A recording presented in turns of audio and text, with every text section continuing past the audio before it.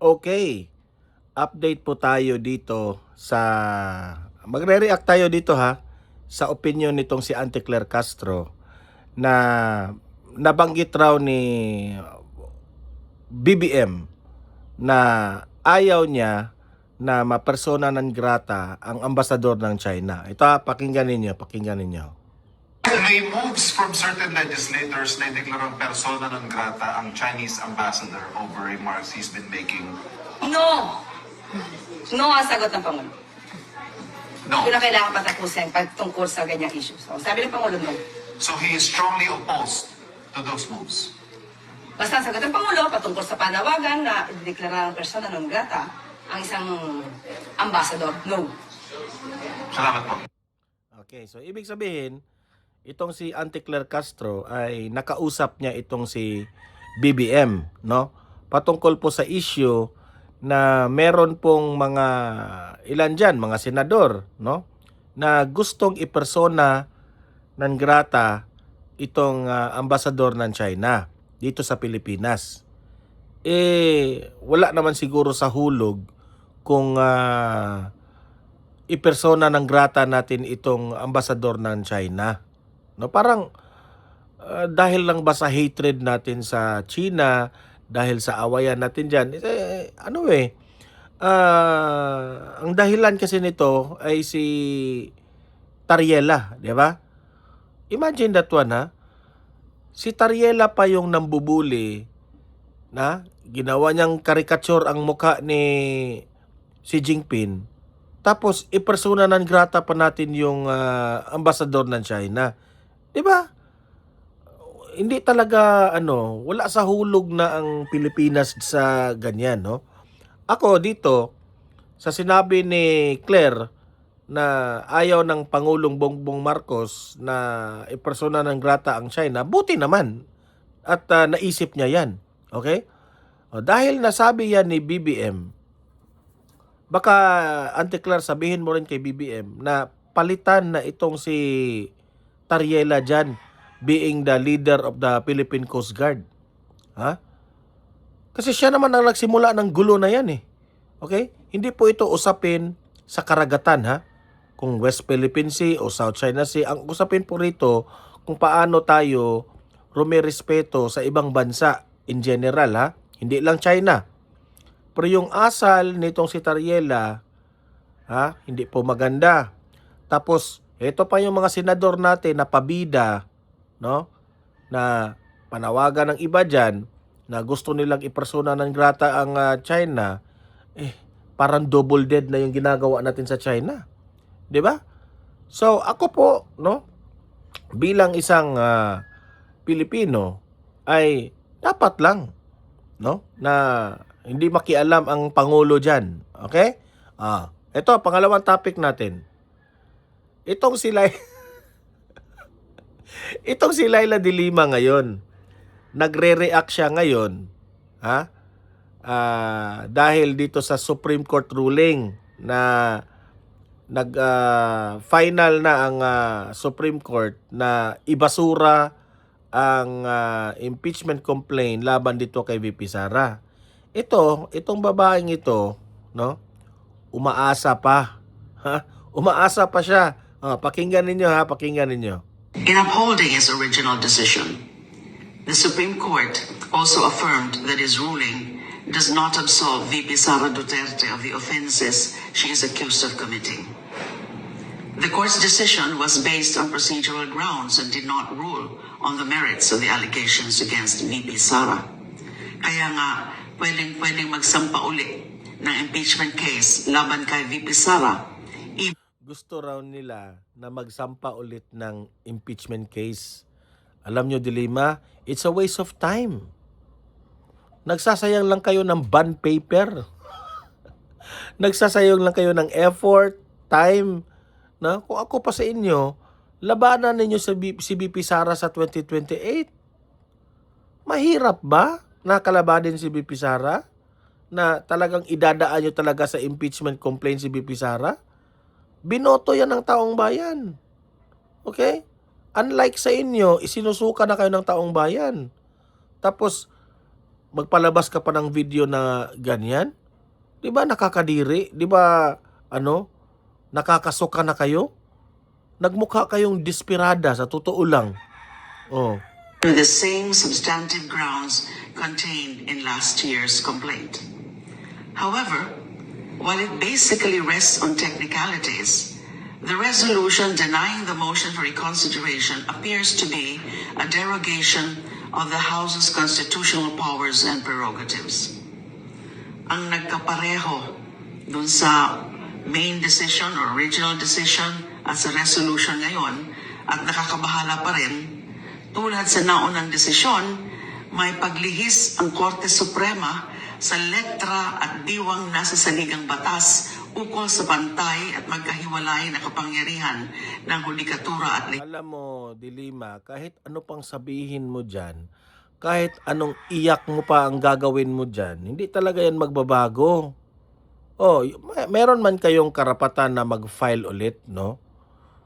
Pero kung dadaan na naman yan sa Supreme Court, alam na natin, wala pa rin yan. Nagsasayang lang kayo ng ng pera at bond paper. Sa totoo lang, no, kung gusto nyo talagang mamuno sa bansang ito, you do good in this country. Okay? Kung ako pa sa inyo, tumulong kayo sa mga bagay na mapansin kayo ng taong bayan na, ito mga karapat-dapat ito na leader. Paano yan? Wala eh. 'Di ba? Ang nakikita namin sa inyo, Dilima, kayong grupo ninyo, kayo ni Trillanes at yung Tiberos, ang nakikita namin, kontra lang kayo ng kontra sa mga Duterte. Yun ang nakikita lang namin.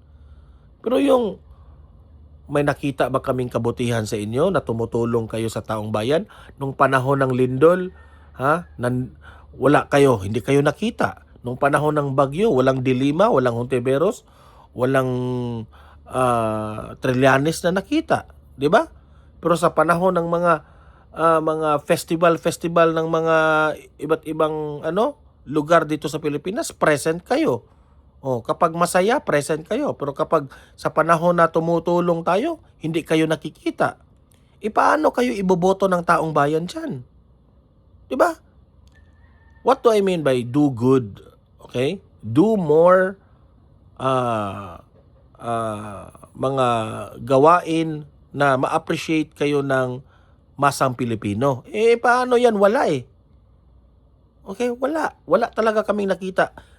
Let's be practical Kasi kaming taong bayan, pipili kami kung sinong iboboto namin. Alangan naman iboboto ka namin wala ka namang nagawa. 'Di ba? So yung pag-file ng impeachment complaint ninyo, na atat kayo kahit na binasura na nga ng Supreme Court, nagmumukha lang kayong gago. Okay? Mas lalong magagalit ang taong bayan sa inyo kapag ganyan po ang gagawin ninyo. Natataranta kayo kasi si BP Sara ay number 1 ngayon sa survey. Paano yan? Demokrasya tayo. Pinili siya ng tao. Yan po ang opinion ng taong bayan na magugustuhan siya. Kayo kung gusto nyong makipagkompetensya kay BP Sara, lamangan ninyo ang kabutihang ginawa ni BP Sara. Hindi yung awayin nyo ng awayin, kasuhan nyo ng kasuhan, mag-file kayo ng impeachment. Hindi yan ganyan. Nagmukha kayong desperada niyan. Lumaban kayo ng patas. Di ba? Patuloy. legislatura. As the latest SC ruling closes several doctrinal loopholes in its original decision, the court also took the opportunity presented by the motion for reconsideration. Tapos ngayon, i-blame nyo pa ang Supreme Court. Di ba? Ikaw, may karapatan kang magsalita ngayon kasi akala mo papaniwalaan ka kasi lawyer ka rin, di ba? Hindi. Unawain mo ang desisyon ng Supreme Court. Hindi naman siguro ka bobo na hindi mo pwedeng unawain yan kasi lawyer ka, di ba? Sarado lang talaga ang isip ninyo. Kasi si BP Sara na ang pinag-usapan dito. To restructure, refurbish, and refine novel doctrinal pronouncements. Yung impeachment, no, para rin palang cellphone yan. may refurbish. An addendum to the original ponensya. As such, this second decision appears to me as not merely a denial of the MR or an affirmation of the original decision. It reads like an altogether new decision, but with the same result. By redefining what constitutes the initiation of impeachment and by converting legislative inaction into a constitutionally operative act, the court has crossed from interpretation into legislation. It is judicial legislation, well-intentioned perhaps, but constitutionally infirm, because it straitjackets a co-equal branch. Yang magsalita si Dilima, di ba? Akala mo na parang tama siya, di ba? Kasi English, tapos with diction and the pronunciation, di ba? So mukhang tama. So tayo namang taong bayan, hindi ibig sabihin na magaling kang mag-English, magaling kang mag-pronounce sa words, magaling kang mag-deliver sa iyong ay papaniwalaan na natin si Dilima. Hindi ganun, no? Huwag niyong pakinggan ang kanyang mga sinasabi. Ha? Kundi, obserbahan ninyo ang kanyang ginagawa. Yun ang kaibahan dyan, ha? Magkaiba po ang sinasabi sa mga ginagawa. Itong mga taong ito, iba yung sinasabi sa mga ginagawa. Through judicial overreach. The Supreme Court has not merely reviewed the House's compliance with clear constitutional commands, it has rewritten the operating manual for impeachment initiation. It has supplied new rules, new timelines, and new consequences that are nowhere found in the text.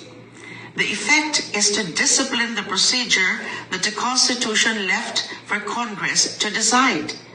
This sets a very dangerous precedent that weakens separation of powers by transforming impeachment from a political safeguard into a judicially managed process contrary to the design and spirit of the Constitution. Natatakot kayo, no? Natatakot sila na si BP Sara ay maging presidente ng Pilipinas. Kung ano-anong mga rason ninyo na bakit kayo takot. Alam nyo, sa totoo lang, Dilima, no? Kung hindi nyo kaya lamangan si BP Sara o kalabanin si BP Sara sa 2028, kung ako pa sa inyo, manahimik kayo. Okay? Sometimes we have to accept na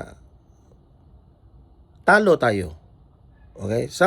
Ganyan talaga ang buhay. Hindi natin yan mapipilit na sa buhay natin, hindi lahat tayo panalo. Meron rin tayong talo. In all walks of life, ganyan po.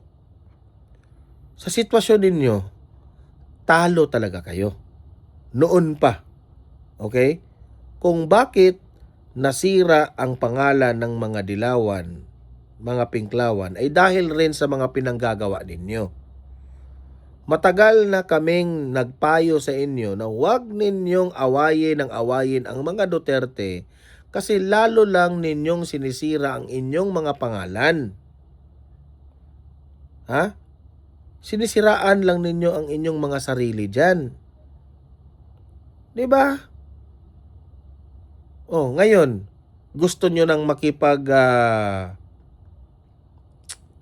makipagsanib puwersa dito sa mga loyalista. Anong sasabihin ng taong bayan dyan? Desperate moves. Diba? Hindi nyo ba inisip yan? Wala ba kayong common sense? Diba? Tapos ngayon, iiyak kayo kasi ang Supreme Court nakapaghalata na meron kayong pamumulitika dyan sa House of Representatives. Baguhin nyo yung mga ugali ninyo, Dilima. Kung gusto nyong manalo sa mga election dyan, ikaw nga, nanalo ka na lang sa party list, di ba? O, baka ikaw ang susunod na magaya kay Trillanes na kahit sa lugar ninyo isinusuka ka na ng taong bayan, 'di ba? Oh. So, kayo mga audience ko dito sa Donmar TV, ano ba ang masasabi ninyo dito sa desperate move ng mga dilawan? Okay? Mag-comment kayo, mag-react kayo, babasahin natin yan. Okay? Sa comment section. Paki-like, paki-share po itong ating video ha, para aabot ito sa malawak na audience at makaparticipate sila sa ating mga discussion sa comment section ha. Like and share. And sa mga bago pa lang dito sa aking channel, if this is your first time at nagustuhan nyo ang ating talakayan, mag-subscribe na po kayo. Pindutin nyo ang subscribe button. Libre lang yan, walang bayad yan. Updated pa kayo sa ating mga trending na mga balita. Okay? See you in my next video. Have a great day. Have a great night. God bless po sa ating lahat. Mabuhay ang Pilipinas and God save the Philippines.